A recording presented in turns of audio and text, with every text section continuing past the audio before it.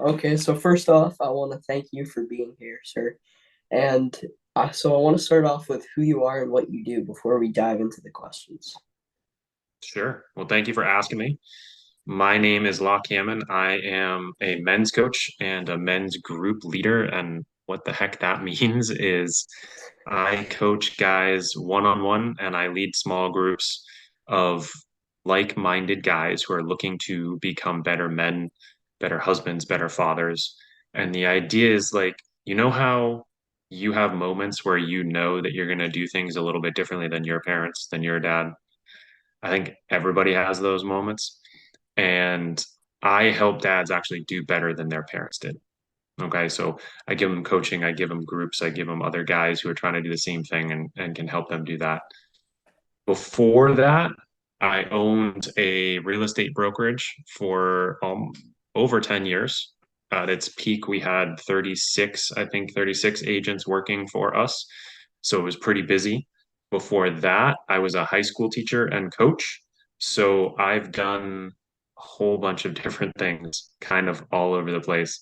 On top of that, I'm a dad to four. We homeschool our kids, so that feels like a whole nother job. The only problem is they don't pay me very well, so I gotta do other stuff for money. But that pretty much sums it up in a nutshell. Okay, so do you want to dive right into the questions? Yeah, let's do The first question is, what is your favorite part about running your current business? it. So being the boss, I don't know. I'm laughing because it's kind of like a little bit of a like a wise ass answer. I never liked bosses. I think bosses suck, even if they're nice people, right? Just having a boss, is not it's not ideal for me. I don't love people telling me what I'm supposed to be doing, even if they're well intentioned. Downside of that, on a side note, is there are going to be times where you need some help. There are going to be times where you need people to give you advice or tell you what you need to do. But getting to build a business that I know is mine and being the boss, like knowing that I built it, knowing that if I need to make a change, that's on me, knowing that when it's something awesome, it's not so much about credit, but when it's something awesome, I know that that was me and I'm going to get what I deserve, kind of, not in a greedy way. But so if we go back to like the other things that I've done in my life for work, when I was a teacher, all teachers are underpaid. So they don't make as much money as they deserve. They're overworked. They work more than what they're getting paid. They kind of go together, right? And I felt, at least in my situation, and I think a lot of teachers feel this way, really unappreciated, underappreciated. And I felt like I would put in, twice as much work as like a normal job, and I was getting paid probably half as much. So, for the number of hours I was putting in, I was probably getting paid like a quarter of what, some normal job. Like if you worked at the grocery store and you put in an 80-hour week, you probably would make four times as much as what I was putting in an 80-hour week because I taught all day, I coached in the afternoon, and then I lived in the dorm, so I was on duty a lot of nights, weekends. So, it was a private boarding school. So it's not all about money, right? It's not just, oh, I was underpaid. I think the biggest thing for me was I was underappreciated. So like when you do a good job and you know you do a good job and your parents don't recognize it, or like your coach doesn't notice when you make a really good play, or whatever example you can think of, it's really frustrating to be underappreciated. And so getting into what I do, where I'm building my own business, where I'm being an entrepreneur, yeah, I get paid what I deserve because I go out there and get it. But more importantly, what I'm building is mine. And it's not building someone else's business and getting no appreciation for it. What I can go to bed feeling proud of myself because of what I built. The other side of that is when it's not up to the standard it should be, or I'm struggling. It's not that you should feel bad about that necessarily, but that's also on your shoulders.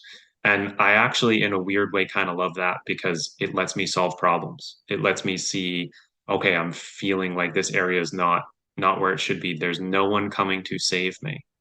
I have to go fix this.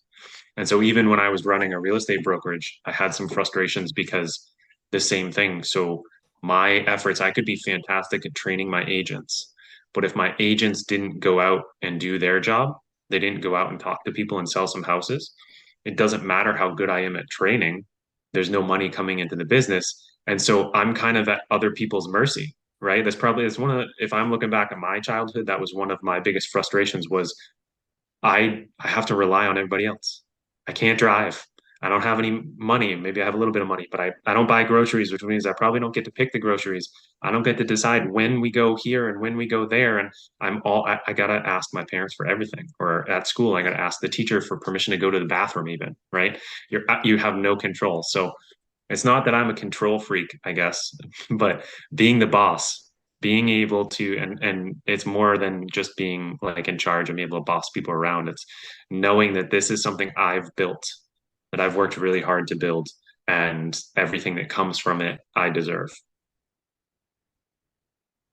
That's a great answer. I liked that was very, very good answer. Thank you. So, I'll give you the $20 that I said I'd pay you if you said that after we're done with the interview. no thanks. Thanks, but no thanks. Um, anyway, let's move on to the next question. What makes you different from other competitors in your field? Mm, that's a really good question.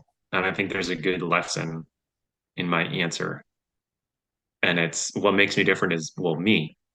And it's like, yeah, okay. Well, that's, yeah, you're answering the question with the question, right? My personality, my experience, my confidence, when what most people try and do, like pick any kind of store or like go to the grocery store or you go to, Dunkin' Donuts for a coffee or whatever it is.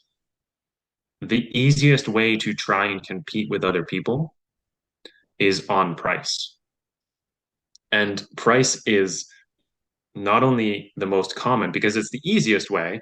Let's just have a lower price than the coffee shop down the street, and then we'll get more people. Well, it not only is it not that simple, but it's also dangerous. Everybody's doing that because it's the easiest thing to do, right? And it's dangerous because the cheaper you make your prices, the less profit you have, right? It's going to cost you money to do whatever you do. Dunkin' Donuts has to buy the coffee, the grocery store has to buy the groceries. I have to do certain things. I have to pay for certain things for my business. Even though I'm not serving coffee or selling groceries, I still need to buy things. I still need, to take my time and build things. And if you compete on price, it's a race to the bottom. It's almost like suicidal in a way. You're just gonna slowly cut into any money that you would make. And in the end, if you're competing on price, you're probably gonna lose even if you are the lowest price because there's not going to be any profit there. So what sets you apart in any business should be you. It could be what you're offering, but that comes from you too. So like what I do where I'm coaching individual guys or I'm doing groups. Other people do that, but I do it in my own way. And that's what sets me apart. I don't try and do everything that everyone else is doing just because. I don't try and cut my prices to the lowest I can just because. You need to build your business if you're building a business based around you and your personality because that's what makes you different from everyone else, right? So if I said the same question to you, what sets you apart from your competition, and competition just meaning everybody else, every other 13-year-old guy that you know. And it's like, well, it's a tough question to answer, but basically the answer is me, my personality, the things that make me me, right? So same thing for your business. Don't try and compete on price. Don't try and do everything everyone else is doing. Focus on what sets you apart. And I'll tell you a story about that. I was when I was in real estate, my business partner, he hired a marketing guy. His name was Dan Kennedy. I believe he's passed away. One of the best marketing guys there ever was. And he hired him and we went out and we spent a day at this guy's house in Ohio, at Dan Kennedy's house in Ohio. And I think it was $18,500 for a day of his time. And so we get there, we went to a hotel for because we at the time I lived in Massachusetts, I live in New Hampshire now. We drove out, get to a hotel, we stay overnight at the hotel, we wake up early, we get to his house at like 7:30, and we stay the whole day all the way through. He takes us out for a nice dinner at the end of the night, and we're done at probably 7. So call it like 12 hours of his time. He made $18,500. And he didn't give us anything other than a nice dinner, but like it was all for his stuff up here.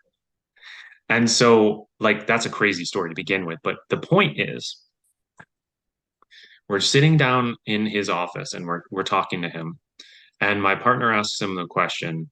We're talking about how to sell not just real estate, but actually a real estate franchise, an office, which is a pretty significant purchase. Like just for the right to open that office, it was going to cost about $25,000 paid to the parent company. And then you could rent an office and you could build, but you're using their brand, right? That's what you're buying.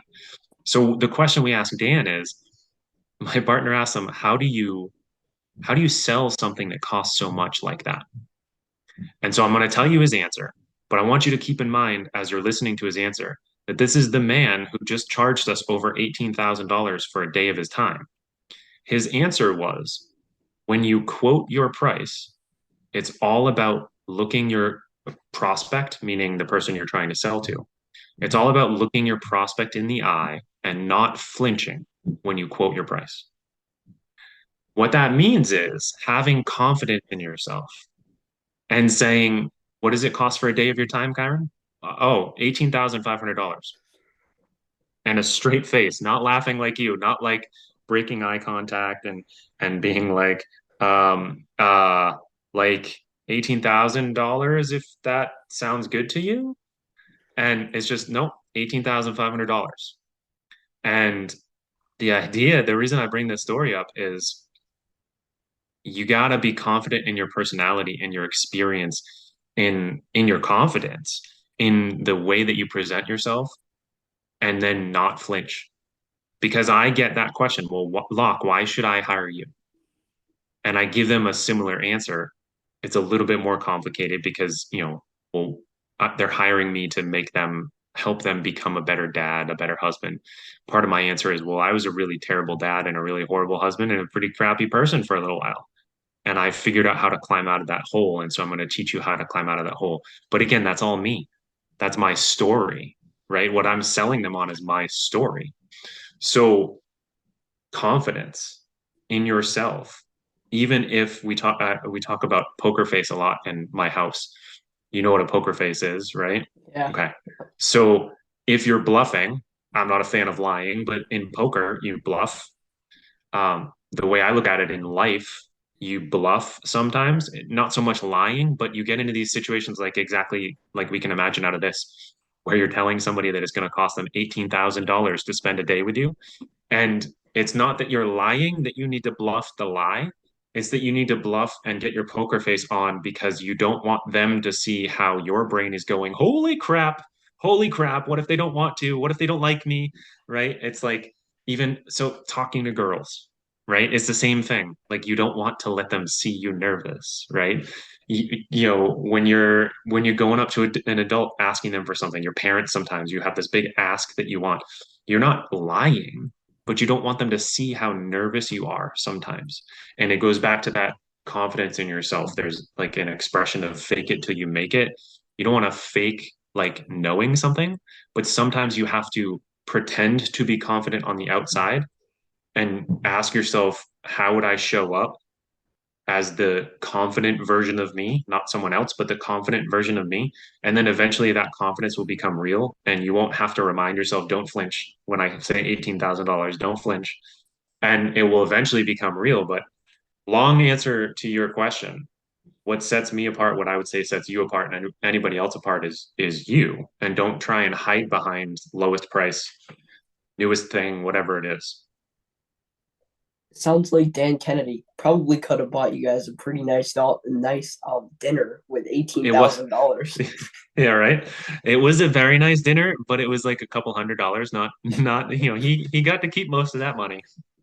He earned it though. Like that, I still use that story. And that's interesting piece. I won't go on too long with this, but the interesting kind of add on to that conversation is, and after paying $18,000 and having him say that to us, and the irony, how ironic it was that he said that to us after we paid him that money, it was still worth the money.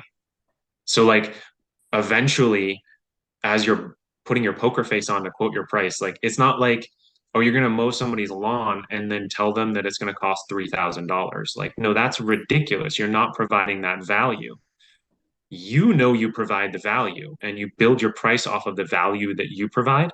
But then when they ask the price or when you're telling them the price or what sets you apart, like the question you asked me, I know what sets me apart, but I know that you don't know. I know why that girl should like me because I'm awesome, but she doesn't know that yet. I know why my parents should let me go to this concert or baseball game, even though they're not going to want to let me, but they don't know it yet. So I need to be confident in that answer and get it across to them. And so at the end of the day, don't have a complaint about the value we got out of that day. It's an ironic story to tell. Okay, so you want to move on to the next question? Yeah. Okay. So the third question is, what are you working on now for your business? Hmm. I'm working on a lot. The things I'm most excited about are I'm putting together a course that people can take like at their own pace, so like recorded videos, and I'm also starting to plan out a book that I want to write.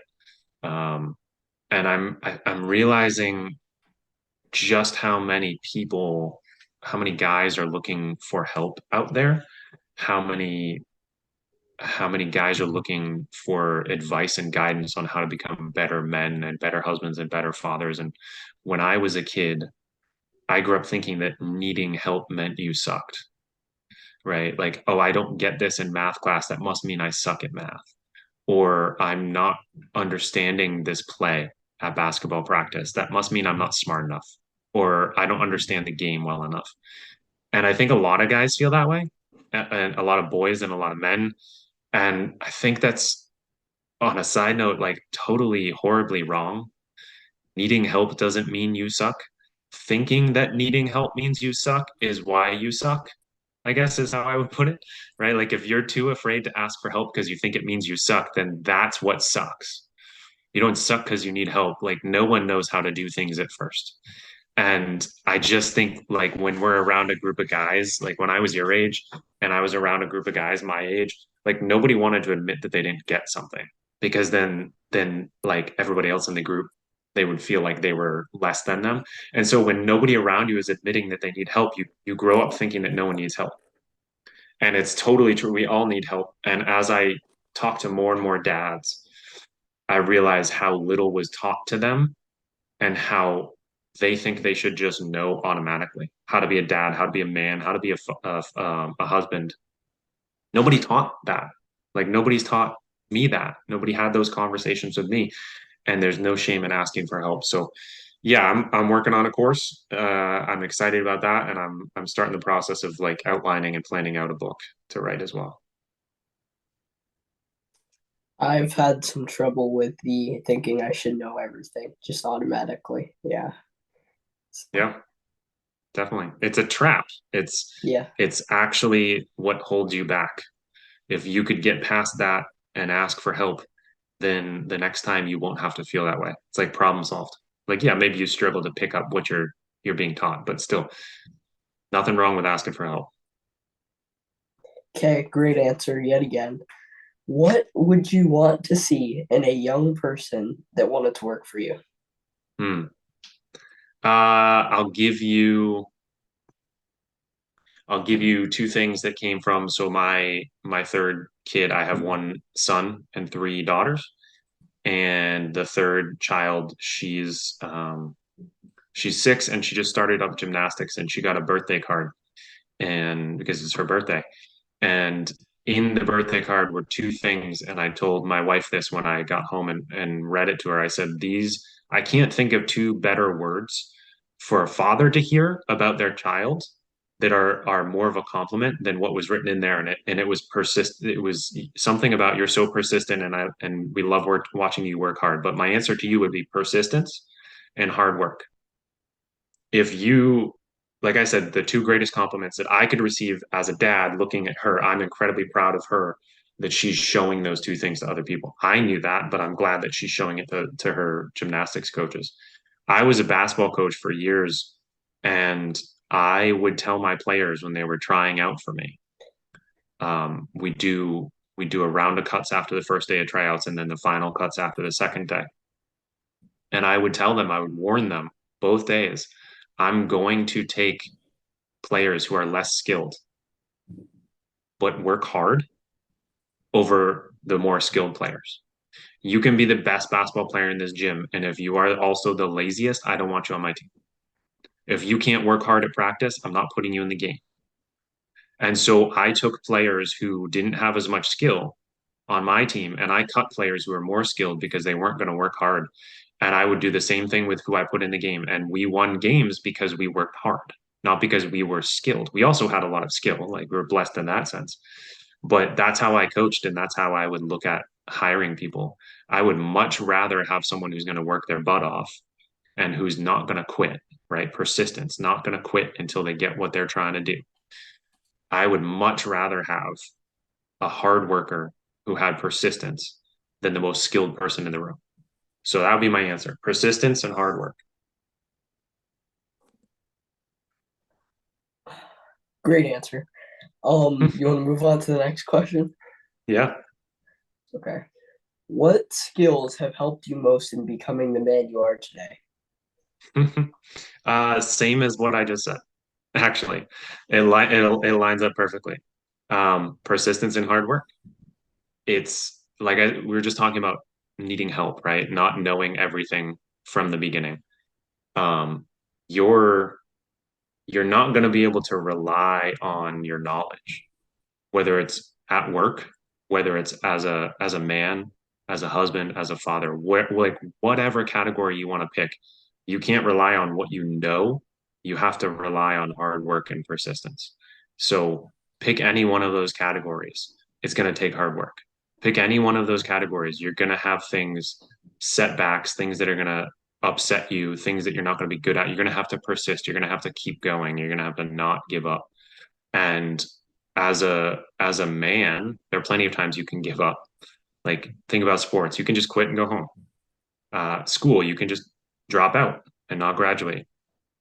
Uh, as a husband, you could just quit, walk away, get a divorce, never get married, whatever it is. Even as a father, unfortunately, there's a lot of kids growing up who don't have a dad, who doesn't maybe doesn't live with them or isn't a part of their life because he's quit on being a dad, right? So there were plenty of opportunities for me to quit in all of those categories. And I would say those are the two biggest things, like not quitting and working my butt off to get better and better every day, are the only reasons that I'm where I am now.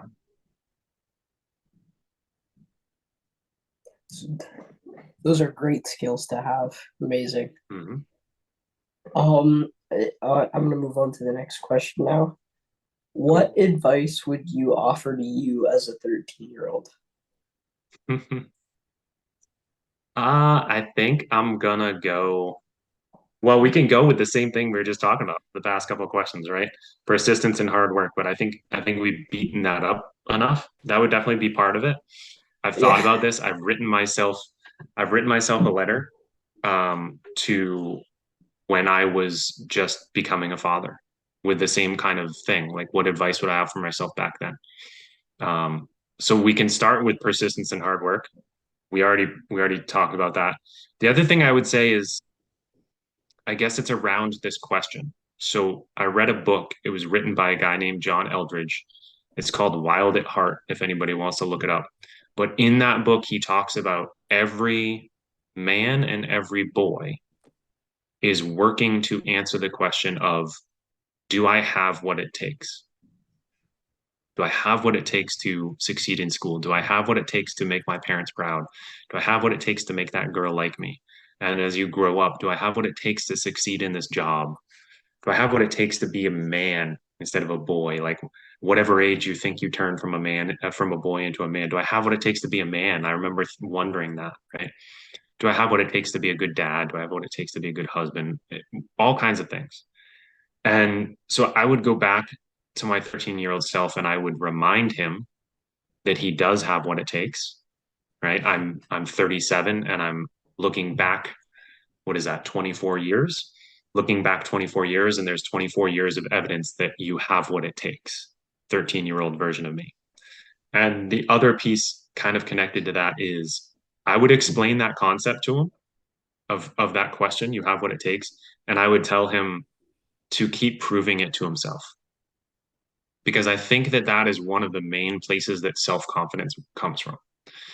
It's helpful to understand the question that like naturally whether you believe in God or not, like God created us with this question burning in our mind. If you want to phrase it as the universe created us with this question burning in our mind. Do I have what it takes? I got to go out and prove I have what it takes. A lot of people, a lot of young guys, and I started to do this, went out, would go out and try and prove that question in really bad ways, doing really stupid things, mean things, self-destructive things, just stupid things.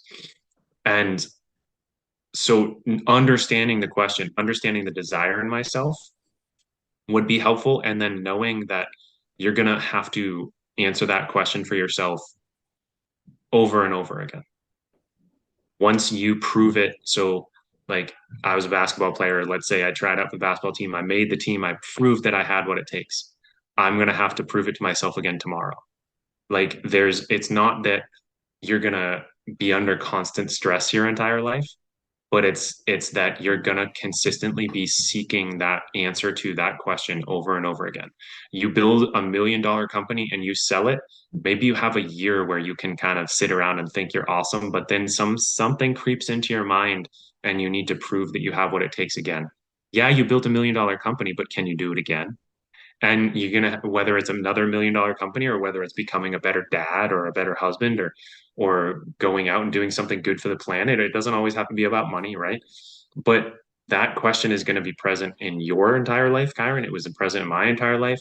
And an early understanding of that, that it's okay to be seeking to prove myself, but that doing it the wrong way was never going to prove anything that I wanted to see to myself, right? Like you do something stupid, you do something dangerous, you do something mean to try and answer that question. You're not proving that you have what it takes. You're actually proving the opposite. And so when you go out and you consistently prove to yourself, not to other people, right? You don't have to prove to your dad, to your mom, to your brothers and sisters, to your teachers. You're going out to prove it to yourself. That's when you start to build self-confidence. Do I have what it takes to be a respectful young man today? And when you lay your head down at the pillow at night and you did that, you start to build your confidence up. Did I keep my word? Do I have what it takes to be a trustworthy person? And when you keep your word, that's where self-confidence comes from. Did I do I have what it takes to go out and reach my goal? You reach your goal, that's where self-confidence comes from. So I think that's probably the advice that I would offer to my 13-year-old self. Unfortunately, that is the last question. I've enjoyed this talk so much with you. Thank you for being here and amazing answers. Amazing human being you are. Thank you. Bye. Thank you very much.